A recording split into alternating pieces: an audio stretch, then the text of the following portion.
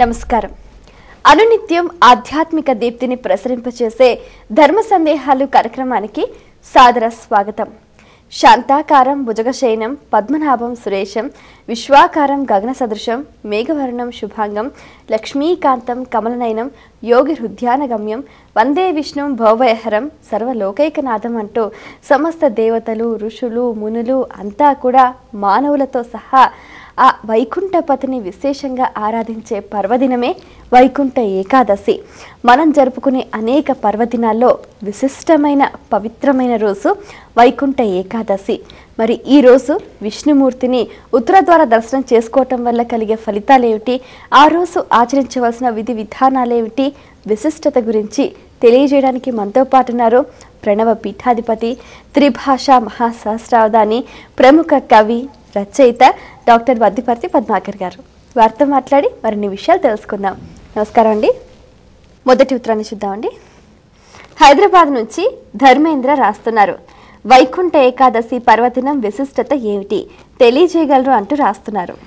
జన్మాద్యస్య యతోన్వయాదితరతశ్చార్థేష్వభిజ్ఞస్వరాట్ తేనే బ్రహ్మహృదా య ఆదికవయే ముహ్యంతి యత్సోరయః తేజో వారిమృదా యదా వినిమయో యత్ర త్రిసర్గో మృషా ధామ్నా స్వేన సదా నిరస్తకుహకం సత్యం పరం ధీమహి.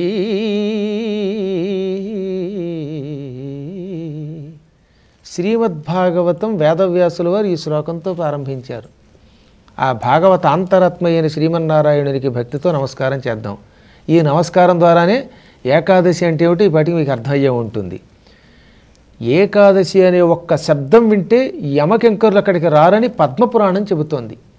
తెలుగులో పిసుపాటి చిదంబర శాస్త్రి గారని నేటికి 60 సంవత్సరాల క్రితం పద్మపురాణాన్ని చాలా అద్భుతంగా అనువాదం చేశారు.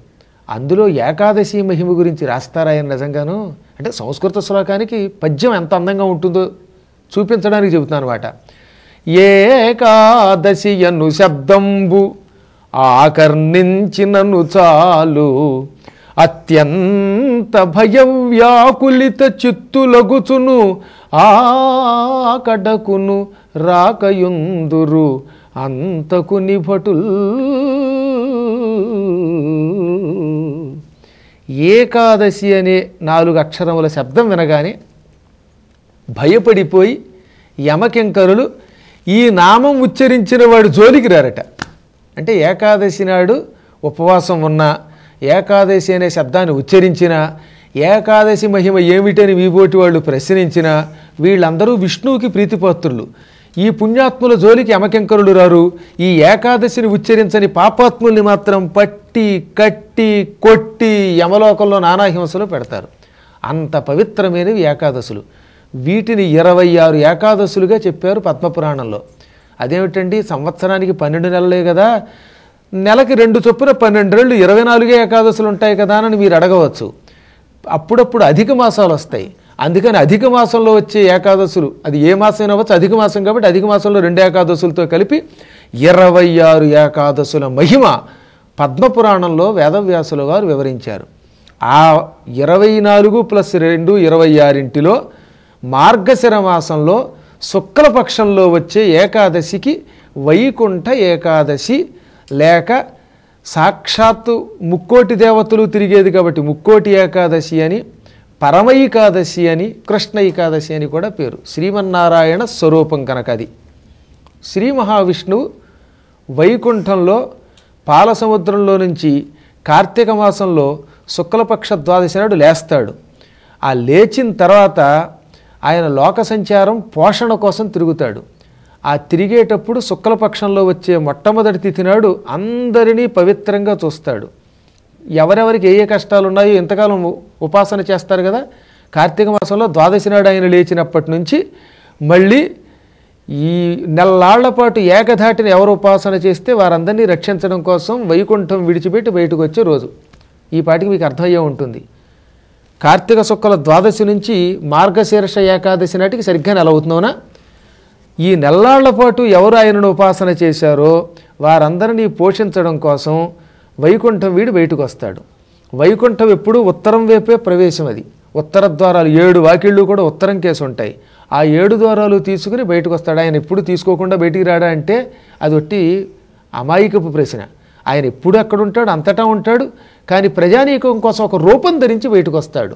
ఆ రూపం ధరించి బయటకు వచ్చే తిథిని వైకుంఠ ఏకాదశి అన్నారు. వైకుంఠం నుంచి వస్తున్నాడు కాబట్టి. పూర్వం 3 కోట్ల మంది దేవతలు పాలసముద్ర మథనం చేశాక రాక్షసులకి దేవతలకి మధ్యలో తగాదా వచ్చింది. ఆ దేవదానవ యుద్ధంలో దేవుణ్ణి రక్షించమని ప్రార్థించారు. 3 కోట్ల మంది దేవతలు అమృతమంతా రాక్షసులు పట్టుకుపోతున్నారు, మమ్మల్ని రక్షించు బాబో అని మొరపెట్టుకున్న తిథి ఈ ఏకాదశి. అందుకే ముక్కోటి, 3 + కోటి ముక్కోటి, 3 కోట్ల మంది దేవతలు శ్రీమన్నారాయణుడిని ప్రార్థించి ఆయన ఎదురుగుండా నిలబడిన రోజు కాబట్టి దీన్ని ముక్కోటి ఏకాదశి అన్నారు. 3 అనేది ఇక్కడ ధర్మ అర్థ కామాలు. ధర్మార్థ కామములనే 3 మాత్రమే పట్టించుకోకుండా అసలు పరమార్థం మోక్షం పొందండి అని చెప్పడం కోసం ఈ ఏకాదశి భూలోకానికి రావడం వల్ల దీన్ని ముక్కోటి ఏకాదశి అన్నారు. దక్షిణాయనము ఉత్తరాయణాల్లో ఉత్తరాయణం ప్రారంభం అయ్యే ముందు స్వామివారు బయటకు వస్తున్నాడు కనుక దీనిని వైకుంఠ ఏకాదశి అన్నారు. ఈ విధంగా వైకుంఠ ఏకాదశి అనేక కారణములతో ప్రసిద్ధికెక్కింది. శ్రీ మహావిష్ణు ప్రీతికరం ఇది. అందువల్ల దీనికి ఇంత విశిష్టత. ఉత్తర ద్వార దర్శనమిస్తాడు కాబట్టి ఇంకా ప్రశస్తి. మరో ఉత్తరం చూద్దామండి. విశాఖపట్నం నుంచి శ్రీవాణి రాస్తున్నారు. ఏడాదిలోని 24 ఏకాదశుల్లో వైకుంఠ ఏకాదశికి ఎందుకంత ప్రాధాన్యత తెలియజేయగలరు అంటూ రాస్తున్నారు. 26 ఏకాదశులు ఉంటాయని చెప్పాను, కానీ దీనికి ఇంత ప్రాధాన్యం ఏమిటని ప్రత్యేకంగా అడిగారు కాబట్టి ఒక రహస్యం చెప్పాలి. శ్రీ మహావిష్ణువు లోకరక్షణ కోసం ఏం చేస్తూ ఉంటాడు? అందరికీ తెలుసున్న సమాధానం, అవతారాలు ఎత్తుతాడు. శ్రీ మహావిష్ణువు మొత్తం 22 అవతారాలు ఎత్తాడు. ఈ 22 అవతారాల్లో 21 అంశావతారాలు, ఒక్క కృష్ణావతారం పరిపూర్ణావతారం. అందుకే భాగవతంలో ఏతే చాంస్య కళాః పుంసః కృష్ణస్తు భగవాన్ స్వయం అని స్వయంగా సూత మహర్షి సౌనకాదులకి చెప్పాడు. 21 అవతారాలు ఉన్నాయి, అవన్నీ అంశావతారాలు, ఒక కృష్ణుడు సంపూర్ణ అవతారం. ఈ అవతారాలు ఎత్తాలి అని ఆయనకు ఒక సంకల్పం వచ్చిందిట.